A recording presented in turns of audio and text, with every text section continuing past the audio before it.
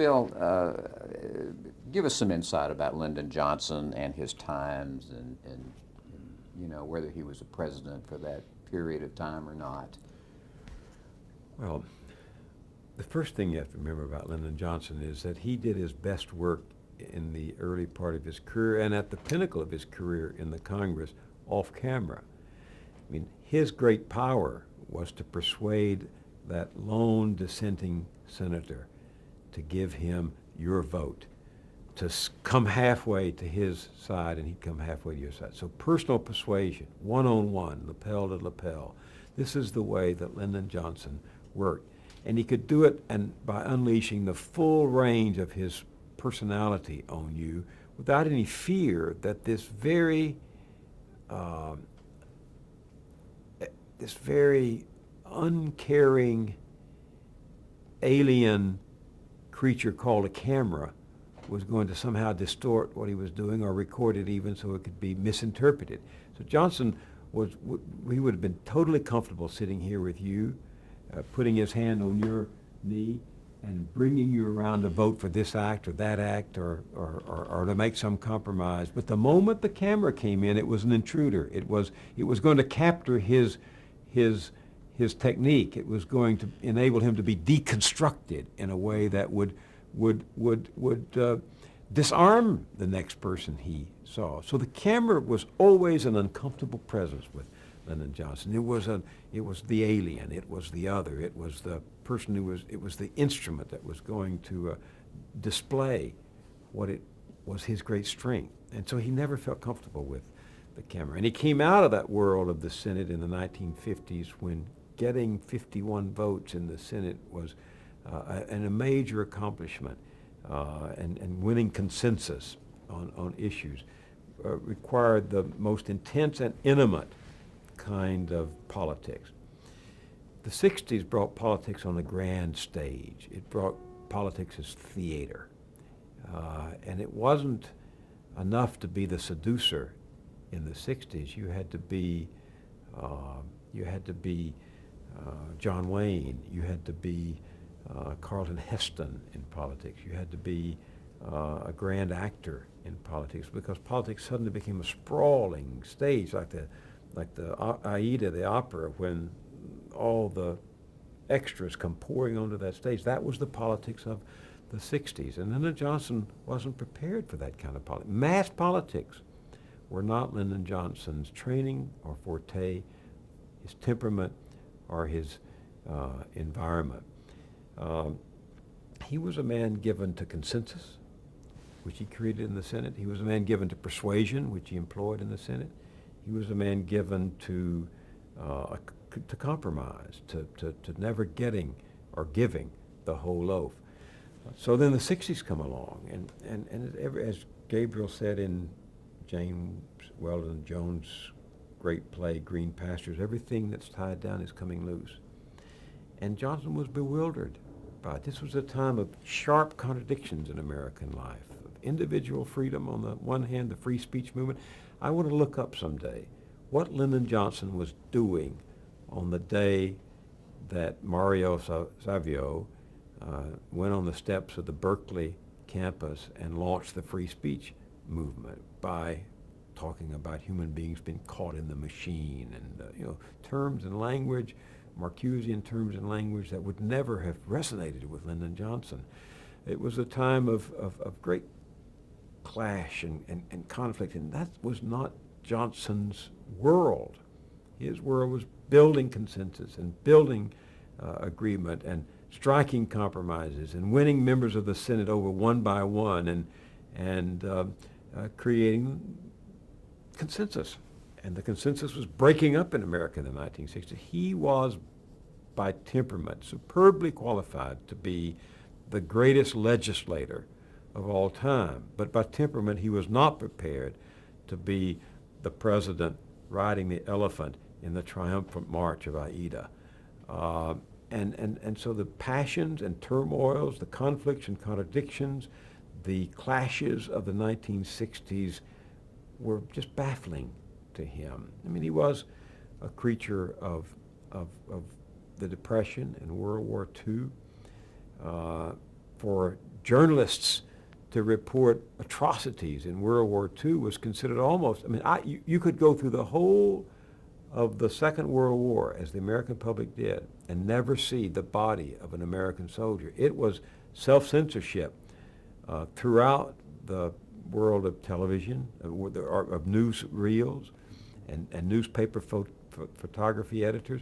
A body of an American soldier never showed up in public during World War II in an American newspaper or an American newsreel.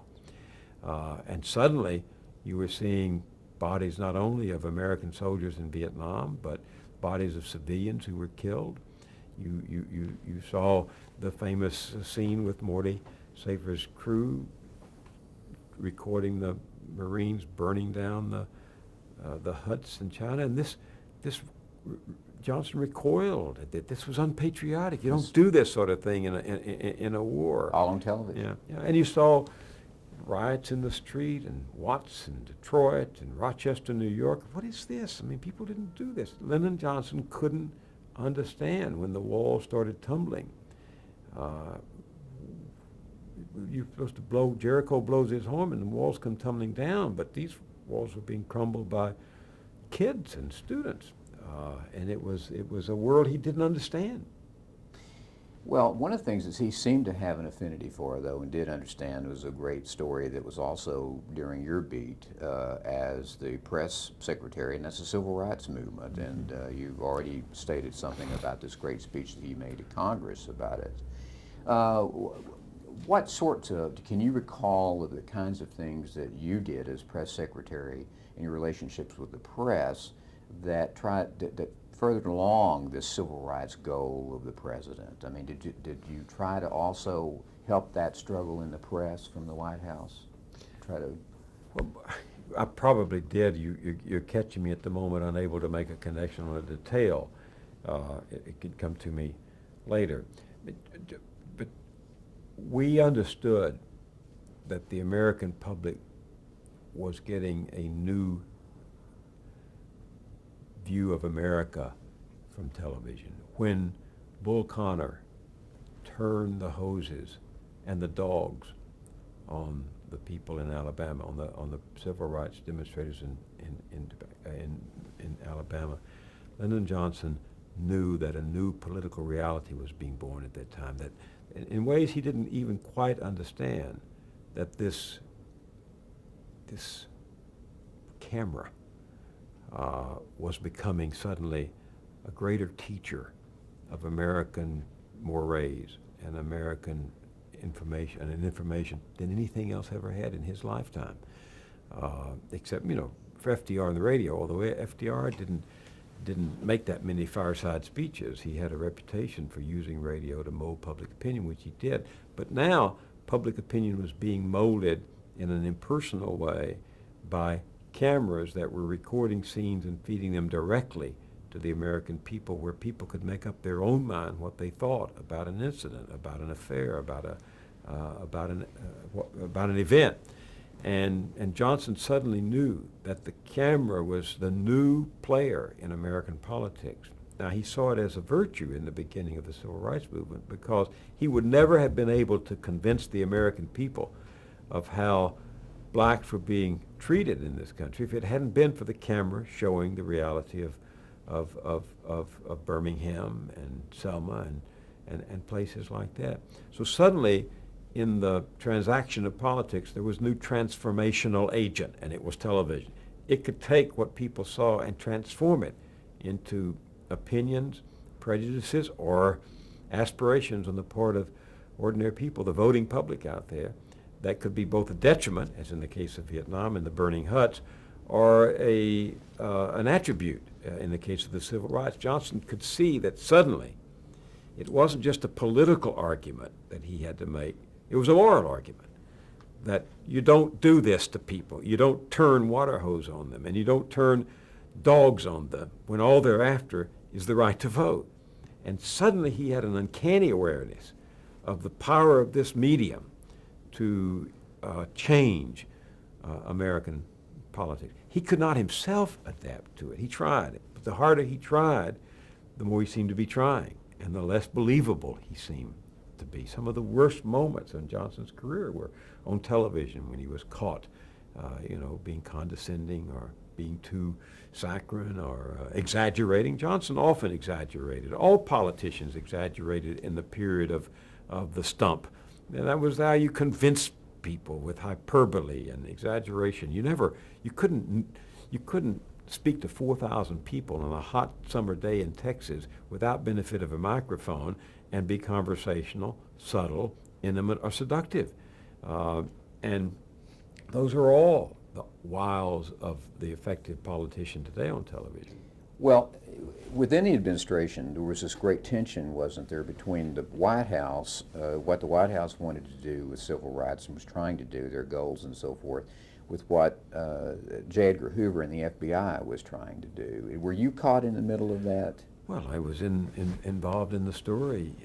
Yes, J. Edgar Hoover was trying to bring down Martin Luther King. Lyndon Johnson was trying to recognize him as the leader of the movement, and at the same, Johnson had to keep Johnson had to keep Hoover inside, as he said, pissing out of the tent instead of outside pissing in.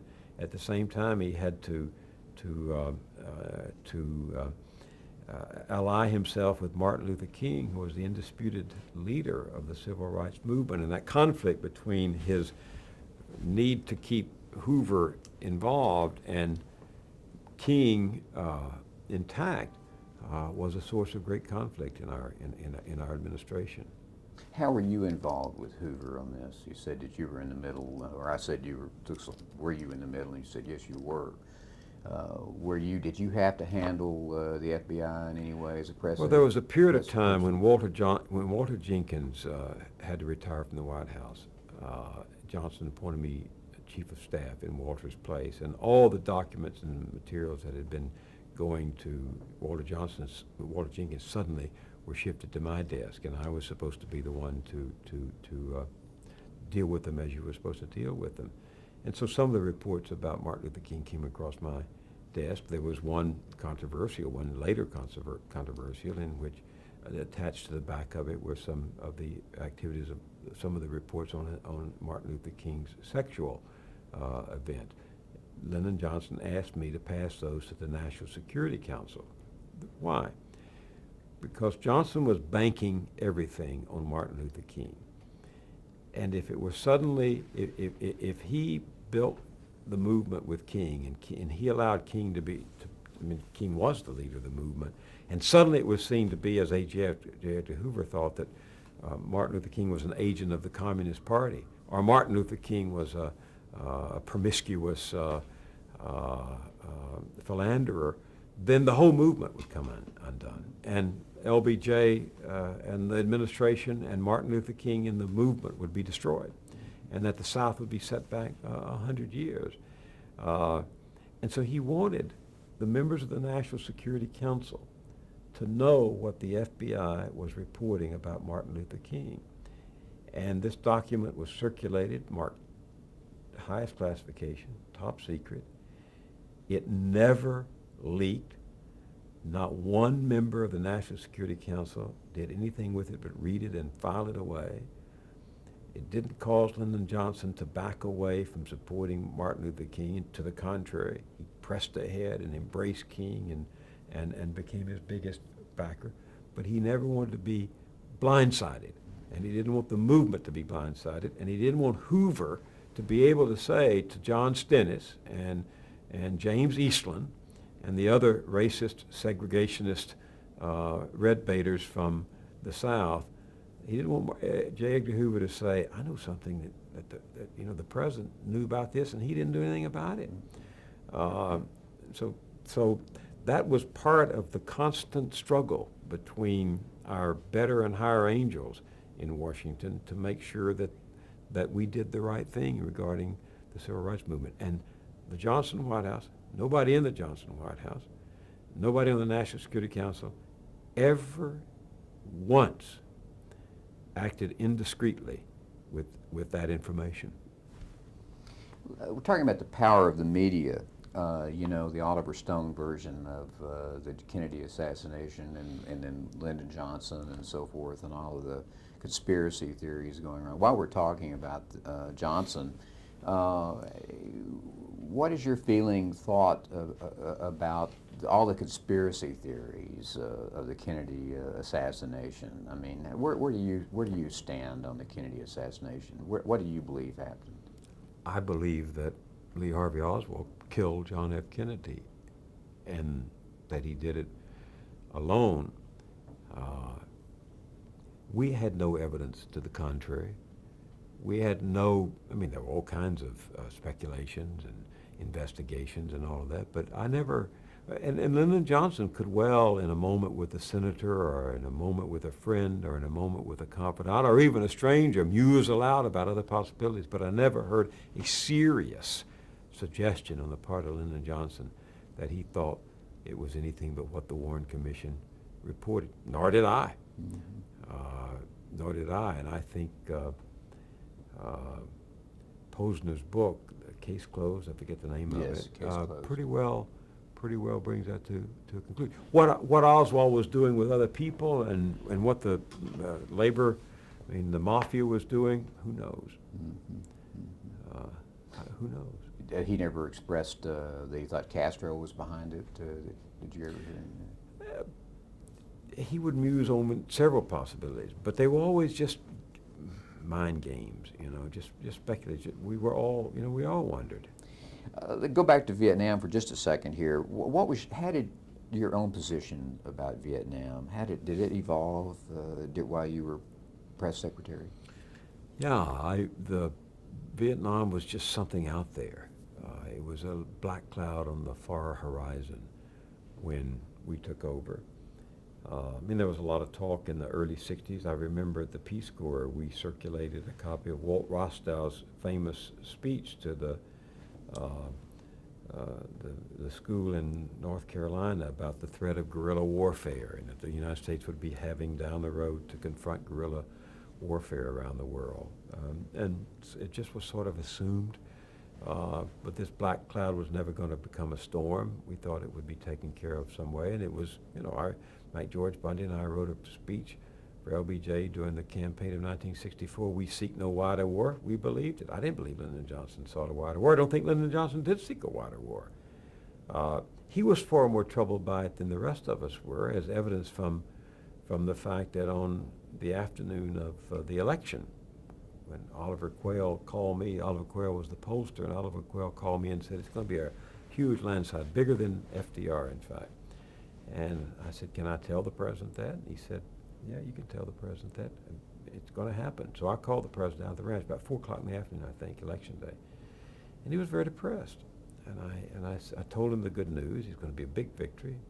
He was just depressed. And I said, Mr. President, you need a vacation. I hope you and Lady Bird are going to get away after this. He said, oh, I can't leave. He said, I got to stay here and worry about, I forget the exact language, but it was to the extent of this goddamn war. I said, what war? The Vietnam War. This is November 1964. The man's about to receive the largest plurality any president's ever received. He's at the height of his powers. He's taking the White House now in his own name, not as the beneficiary of Kennedy's assassination. And he's thinking about this war. And I didn't think anything about that at the time. As I look back and try to piece together the slow, steady, agonizing over policy and the inevitability in his own decision-making on Vietnam, I realized that early he knew it was the creature from the dark lagoon. It had him by some viscera inside. He was aware that this thing could become a cancer. Even then. But did I think about it? No, my job was to put together the legislation to bring the task forces together, and then to become press secretary. It wasn't until the summer of '65 that I realized that the war was proliferating, and that this was going to be, this dark cloud on the horizon had become a raging storm. And did your view of the war remain the same until you resigned? I I mean, how did you was, feel about the war while you were press secretary? I didn't think that much about it. Just didn't think that much. I didn't think that much about it. There were moments of deep disturbance when the fellow burned himself to death outside the Pentagon. I thought, why would anybody do that?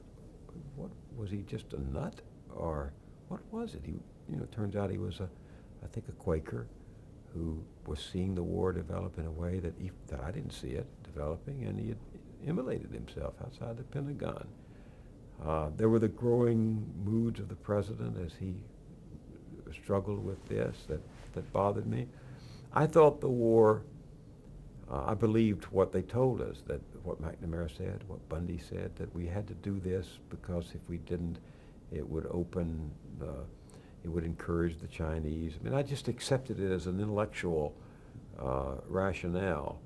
It wasn't until the disproportionate means to the ends to be gained became so apparent that I began to, like LBJ himself, began to wonder if what was going on here? How could this be, how could we ever get out of this? And then, the cost of the war began to mount, and you begin then to ask questions about whether we'd ever reach the goal that we had accepted. I was no prophet on the war. I was disturbed by the war like everybody else I knew at the White House. Nobody at the White House was comfortable with this war that I knew of. You resigned from the administration in 1967. Right. What led you to that decision? Well, I was exhausted for one thing. I'd been working 18, 20 hours a day for years. Second, I had lost my main interest, which was domestic policy, civil rights, all of that. That portfolio had passed to other people as I was doing the press secretary. The president was increasingly consumed by the priorities of the war over these other priorities. I'd been press secretary long enough to, our credibility was so bad, I've often said that we couldn't believe our own leaks. And Johnson's mood had darkened, and his disposition had changed, and I didn't feel effective anymore. My wife and 3 children were lonely and abandoned by our workaholic patterns. My brother, who worked at the White House, died at the age of 39 of throat cancer, and I was worn out and ready to go, and I'd lost my reason for being there. I never wanted to stay there. I said to you that I wanted to go back to the Peace Corps. The LBJ wouldn't do it. He asked me to draw up a list of people to succeed Shriver as Peace Corps director, and I put my name at the top of the list. He said, go out and get another list, and I don't want this one on it.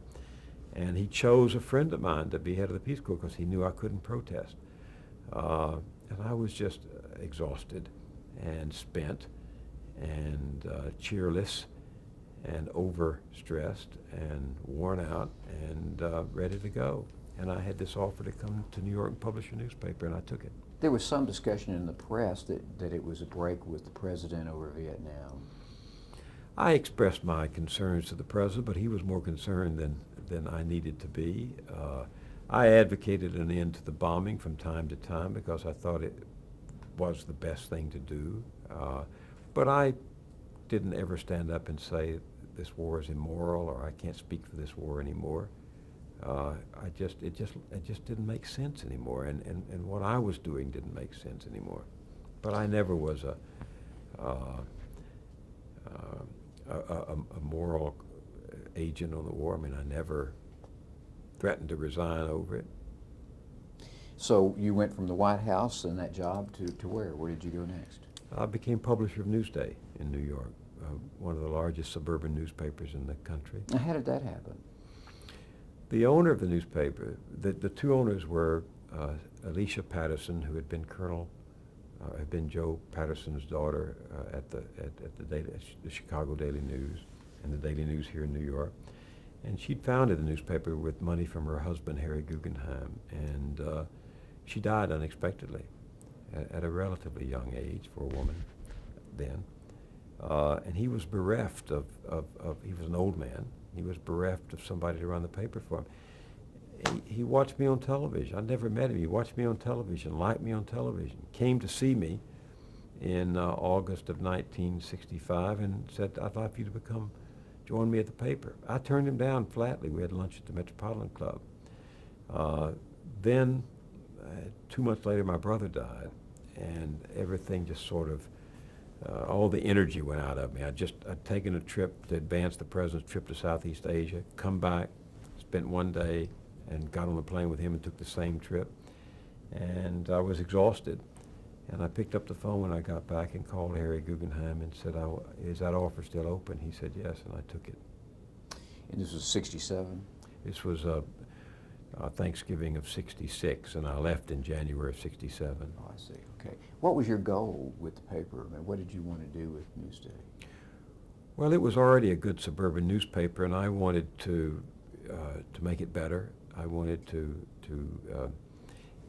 enlarge its vision beyond a suburban mentality. I wanted to bring a national perspective to it. I wanted to give the readers on Long Island the same kind of information that they could get from any national newspaper while not losing its local character. I'd always wanted to go back to Marshall, Texas and edit the Marshall News Messenger. My ambition at a certain stage of my life, when I was in high school and early college, was to be in the run a local newspaper. I just wanted to run it for the benefit of the community. And we doubled or tripled the editorial budget. We brought a group of new columnists, Pete Hamill and Joe Kraft and people like that, to the paper, and we improved its design. I brought Dave Laventhal, who was then the innovative editor of the New Style section at the Washington Post. I brought him to Newsday and I said, "Give us the same kind of elan, give us the same kind of vitality." He had figured out a new way of covering the news on a daily basis by dealing with news more as a flowing current, like a news magazine. I brought him there. He subsequently became publisher of the LA Times, one of the great newspaper men of our time.